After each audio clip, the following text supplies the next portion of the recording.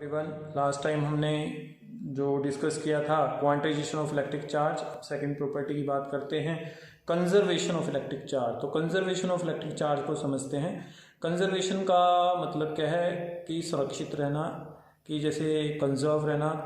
For example, अगर आपके पास कोई भी सिस्टम है, एक सिस्टम का मतलब जिसमें कलेक्शन है बहुत सारे चार्ज पार्टिकल्स की मान लो, और हमने इसे एक आइसोलेटेड सिस्टम माना है।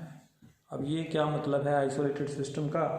तो उसको हम मतलब कोई बाहर से अंदर कोई एंट्री नहीं है, कोई अंदर से बाहर की तरफ कोई एंट्री नहीं है, यानी कि ये आइसोलेटेड है, बिल्कुल कोई मूवमेंट देखने को नहीं मिलेगी।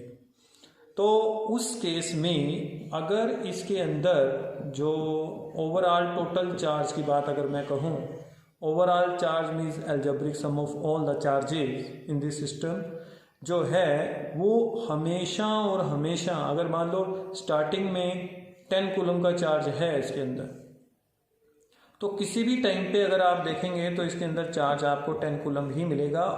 मतलब ना तो कोई चार्ज क्रिएट हो सकता है और ना ही डिस्ट्रॉय हो सकता है इस आइसोलेटेड सिस्टम के अंदर। आप चाहे इसको ऐसे बोल दें, चाहे आप उसको ऐसे बोलें कि जो अलजेब्रिक सम है ऑल द चार्जेस का इन दिस सिस्टम, आइसोलेटेड सिस्टम, वो हमेशा और हमेशा कंजर्व रहेगा।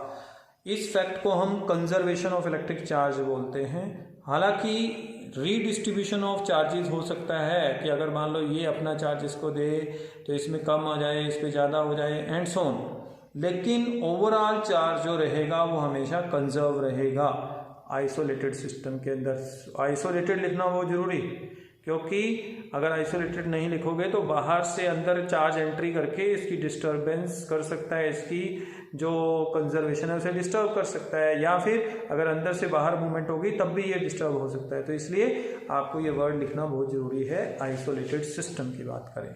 और भी एग्जांपल अगर हम कहें कि एक हम सिस्टम कंटेन करते हैं, सपोज करो एक सिस्टम है, उसके अंदर हमारे पास एक ग्लास रोड है और एक सिल्क क्लॉथ। तो मान लो हमने इनको रब नहीं किया, ग्लास रोड को और सिल्क क्लॉथ को, तो उस टाइम पे बिफोर रबिंग इसके पास भी 0 और इसके पास भी 0, टोटल चार्ज कितना है आपके पास 0 + 0 0। लेकिन जैसे ही हमने इसे रब किया इसके साथ, तो आपको पहले पता है कि इसके ऊपर कुछ पॉजिटिव चार्ज आ गया, मान लो 5 इलेक्ट्रॉन ट्रांसफर हो गए, तो ग्लास के पास +5e, और सिमिलरली इसने 5 इलेक्ट्रॉन्स गेन कर लिया तो इसके पास -5e। अगेन दोनों को जोड़ें तो यू विल गेट 0। तो चार्ज कंजर्व रहेगा हमेशा और हमेशा के लिए। तो एक कोई भी आप किसी तरह की भी रिएक्शन की बात कर सकते हैं। अगर आप कोई भी रिएक्शन की बात करते हैं तो उस रिएक्शन का भी आप एग्जांपल लेके चल सकते हैं। फॉर एग्जांपल, अगर आप यूरेनियम 23592 प्लस न्यूट्रॉन की बात करें तो दैट विल फॉर्म बेरियम